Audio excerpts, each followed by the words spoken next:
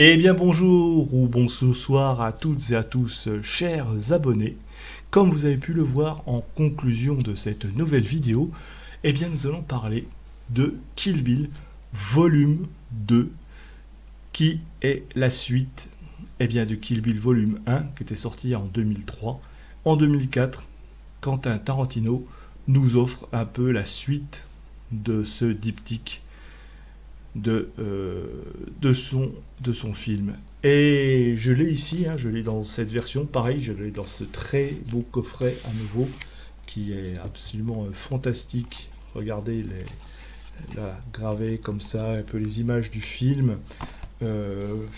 Alors le coffret s'ouvre, dedans il y a aussi les bonus et toujours ce petit livret qui explique les notes de prod.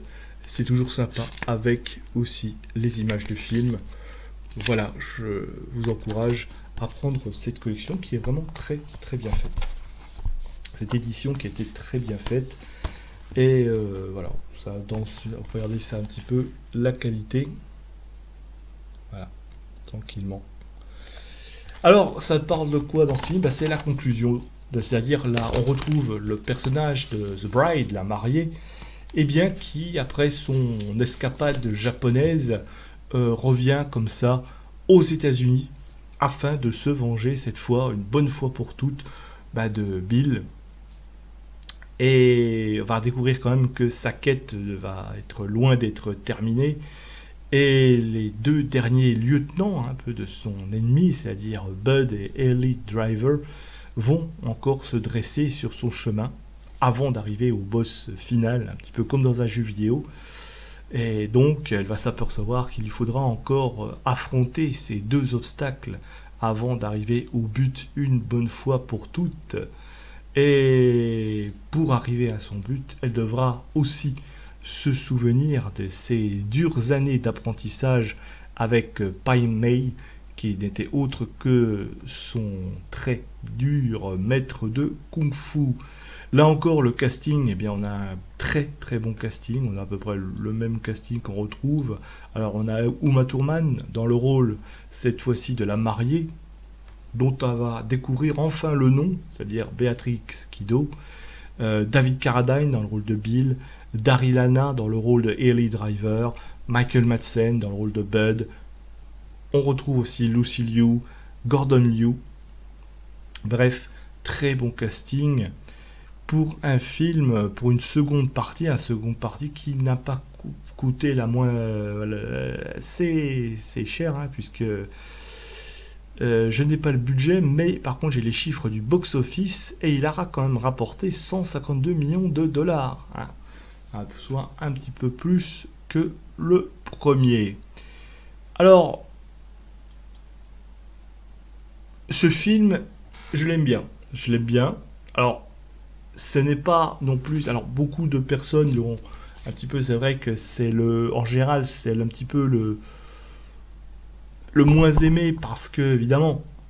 Et c'est vrai que, bon, il comporte moins de scènes de combat, il est moins dans la surenchère, dans la surexposition, etc. Au point de vue de l'esthétique guerrière, il y a moins de chorégraphie. Mais pourtant, comme beaucoup de films de Tarantino, il y a une ambiance. Et je veux dire que c'est un petit peu ça, Kill Bill 2. Cette fois-ci, on se pose après la folie du premier, où on a eu des scènes de combat, mais qui étaient d'une folie. Voilà, là le rythme est beaucoup plus, je dirais pas plus lent, mais plus contemplatif. C'est-à-dire qu'on redescend tranquillement pour avoir comme ça un film qui est plutôt orienté, j'ai envie de dire, western. C'est-à-dire western à la Sergio Leone, western crépusculaire, alors que le premier faisait référence un petit peu à un univers asiatique très rythmé, speedé, un peu comme un manga. Là, on a une quête un peu qui va sonner comme un jeu vidéo avec avec une quête de vengeance. Elle poursuit sa quête de vengeance, mais en mode enquête et peut-être un petit peu jeu vidéo où elle va quand même, avant d'accomplir et de retrouver Bill, qui était peut-être un petit peu son amant quelque part, et aussi le père de sa fille, peut-être violé aussi, elle va devoir affronter ces deux derniers ennemis qui sont Ellie Driver et Bud. Voilà. C'est-à-dire que le chemin est encore long dans un univers, je veux dire, qui n'est pas sans rappeler un petit peu, et là aussi on voit encore les références de Quentin, c'est-à-dire un peu le western à la Sergio Leone, avec cette chaleur moite, étouffante, ce sud-est américain, on est entre le Texas, tout ça. On sent qu'il fait très chaud dans ce décor et que la température ne fait pas que monter dans la géographie, mais aussi dans les rapports qu'entretiennent les personnages entre eux. Certes, il est moins généreux en combat, mais les scènes de combat sont pas mal, hein. Surtout le duel entre Ellie et la mariée, voilà, c'est assez sanglant. Et puis voilà, alors il y a la scène aussi, une scène qui vous fera un peu flipper si vous êtes claustrophobe, c'est le moment où justement elle est enfermée dans le cercueil. Euh, je veux dire, qui est filmé de manière efficace, hein, si vous êtes claustrophobe, un peu en plan resserré comme ça, avec un peu de... On sent que c'est un petit peu oppressant quand même. Et c'est là, dans ce cercueil, qu'elle va justement se rappeler de son entraînement avec son maître de kung-fu, qui lui a appris à briser les planches pour sortir de cette prison de bois, et avec cette manière aussi qu'elle traverse un peu la terre un peu qui est au-dessus, et avec cette main qui apparaît un peu comme ça quand elle apparaît, ou voilà, quand elle a fini à traverser voilà, il y a sa main qui apparaît, qui rappelle un petit peu une référence, on va dire, à Evil Dead. Là encore, beaucoup de références aussi, des références de la filmographie, de la culture cinéphile de Quentin Tarantino, qui l'émaille comme ça de petites images qui nous restent.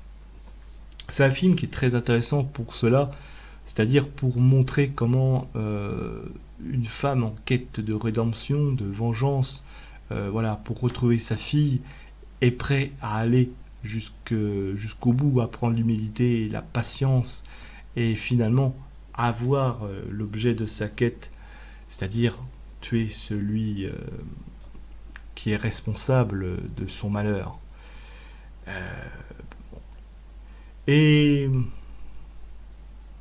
très beau film, que je dois dire, qui, même si vous dit, vous allez en prendre moins plein vous allez en prendre moins les yeux que le premier, il en reste pas moins super beau à regarder, déjà pour ses plans qui sont magnifiques, et puis aussi sa musique, son ambiance générale, qui est du pur Tarantino, une ode aussi, on va dire, au vieux cinéma, je veux dire, celui qu'on se plaisait à regarder, les westerns, tout ça, les vieux films de karaté, de kung-fu.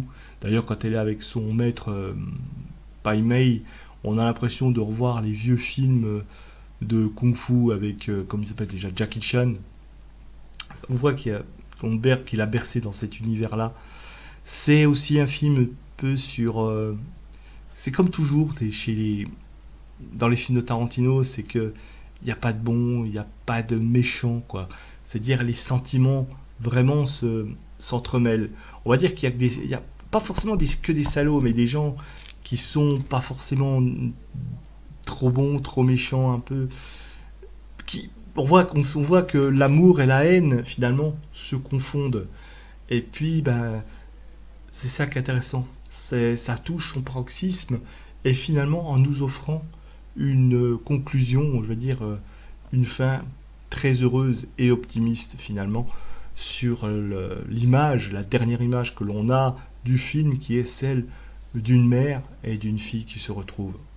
Après toutes les horreurs qu'on a vécues, non seulement dans le 2, mais surtout dans le 1, je veux dire, il repose son film de manière apaisée.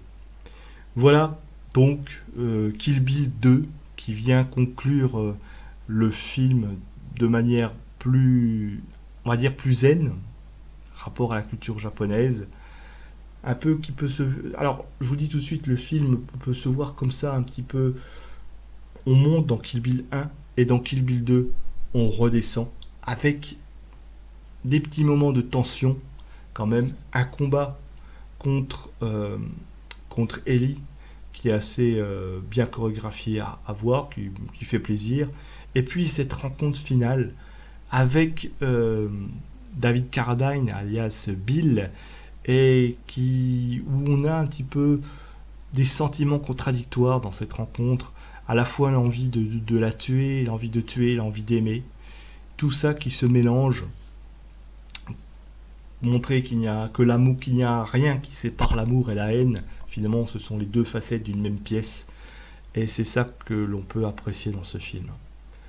Et puis bien sûr l'ambiance, et puis bien sûr les images qui nous restent, il y a tout ça. On est plongé, c'est un peu un film très immersif comme ça, avec cette musique, un peu ces chansons choisies, un peu qui nous crée un peu une ambiance très western spectaculaire. Si vous aimez les films de Sergio Leone, vous allez ne pas être déçu. Donc Kill Bill 2, très très bon film que je vous encourage à revoir avec le Kill Bill 1. Hein, je veux dire, l'un ne va pas sans l'autre. Donc ce film, qui est certes, certains vont dire oui mais c'est moi, non, il fait justement, il fait partie d'un tout, et il faut le voir avec la suite, c'est la conclusion, où l'on sait beaucoup de choses, où on a la révélation de pas mal de choses, notamment du massacre qui s'est passé dans l'église, où dès le début, où il va nous emmener comme ça, au cœur de savoir ce qui s'est passé dans cette préparation au mariage où elle devait changer de vie. Et puis après, nous refaire ressortir et puis laisser voilà, le massacre avoir lieu, etc. Tout filmé comme soit noir et blanc, comme si c'était le passé, comme si c'était un retour au passé. C'est vraiment bien construit, bien monté, bien cadré chez Tarantino. Et je vous dis, au final, on finit, même si on est un petit peu désorienté par son montage, par la manière dont il amène les choses, finalement, il arrive à retomber sur ses pattes et à s'équilibrer, voilà, à reprendre, et faut suivre, et puis on arrive à remonter le fil de l'histoire. C'est ça que j'adore dans Kill Bill, mais aussi un peu dans tous les films de Tarantino, c'est que, voilà, il faut se laisser emporter. Et bien voilà mes amis, donc ce que j'avais envie de parler sur Kill Bill volume 2, après avoir parlé de Kill Bill volume 1, je vous laisse redécouvrir ce film dans ses éditions qui sont assez très belles, je trouve, comme je vous ai montré en début de vidéo. Et je vais vous laisser savourer un petit peu ce film si vous l'avez encore chez vous. Et j'espère vous avoir donné envie de revoir ce film ou de le découvrir si vous êtes un peu plus jeune et que vous ne l'avez pas vu, mais pas tout voir. J'espère que vous allez tomber dans ce film et que vous allez l'aimer. Et moi je vous dis de commenter, de parler, de débattre aussi de ce film, liker, de partager, diffuser. Et puis moi je vous dis à bientôt pour une prochaine vidéo.